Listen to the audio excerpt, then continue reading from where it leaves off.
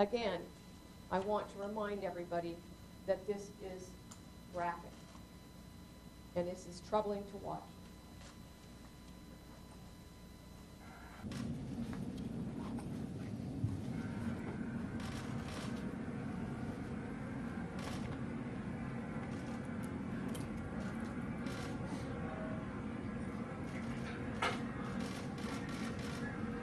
Over here, Jared. Jared.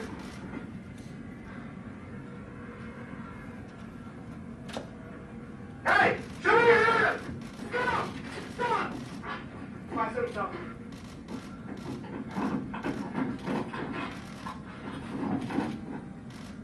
Show me your hand! Good! Show me your hand! Good, good, good!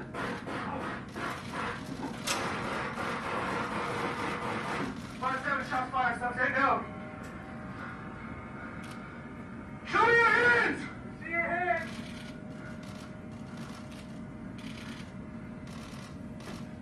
570 down, no movement. We're going to need additional units.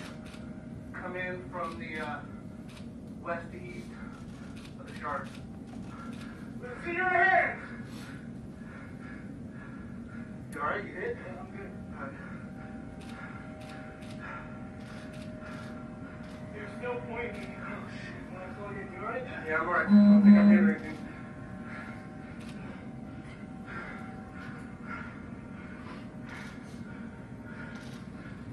I got him to go for you, dude. You wanna, what you wanna do? Tactical reload, okay? Alright, copy. I think I'm gonna go find back.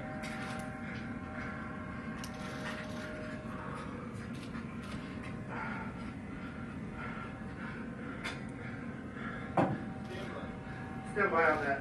He's still down, he's not moving. We can't see the gun. You good? Yeah, I'm good.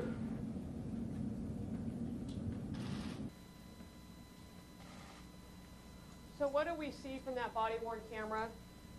We see that Officer Mercadal yelled to Mr. Clark, "Hey, show me your hands, stop, stop."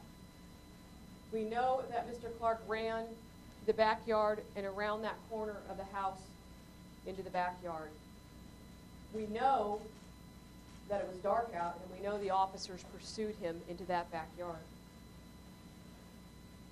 We know that as they rounded the corner to that corner of the house, that at that moment Mr. Clark was approximately 30 feet away from them, standing behind a picnic table and really even standing farther behind that chair.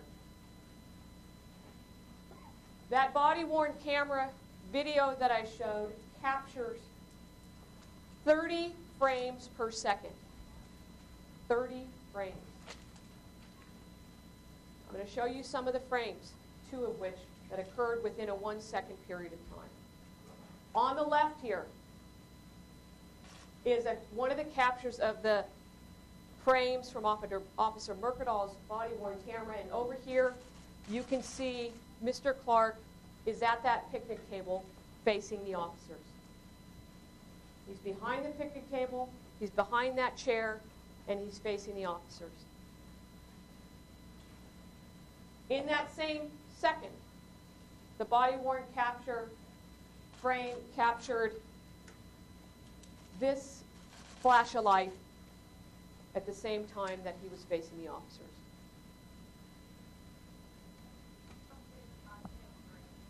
But you can tell on that video that the officers ultimately discussed a safe approach to removing the gun. Clearly, we all know he didn't have a gun. But those officers at that moment in time clearly did believe that. They discussed the safe approach to removing the gun. So what did those officers say on that body-worn camera as shown that we just showed you? Show me your hand. Let's see your hands. Officer Mercadal, you all right? You hit? Officer Robinette, yeah, I'm good. He was still pointing when I saw him again. You all right? Officer Mercadal, yeah, I'm all right. I don't think I'm hit or anything. The cause of death in this case was multiple gunshot wounds. We know from the coroner's report he was shot 7 times.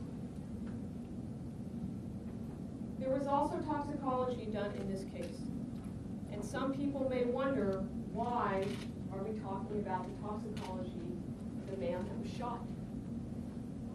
Well, for our review and for our analysis, we must consider this evidence for a couple reasons. Because if somebody has stuff in their system, drugs or alcohol, that may have an impact on how they act or what's going on in their mind. A jury would be entitled to that information. But in addition, the toxicology results in this case become relevant for our analysis when I talk to you about what were the contents of Mr. Clark's phone. In this case, Mr. Clark had alcohol, Xanax, codeine, hydrocodone, marijuana, and cocaine metabolite. Again, we say this because it's important for our analysis, and we must consider it.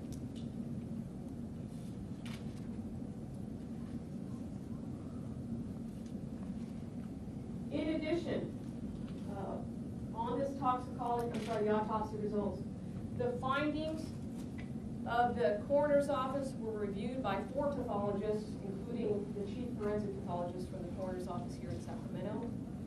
And those findings were supported by 2 independent pathologists, Dr. Greg Reiber and the San Diego chief medical examiner, who was hired by the Department of Justice.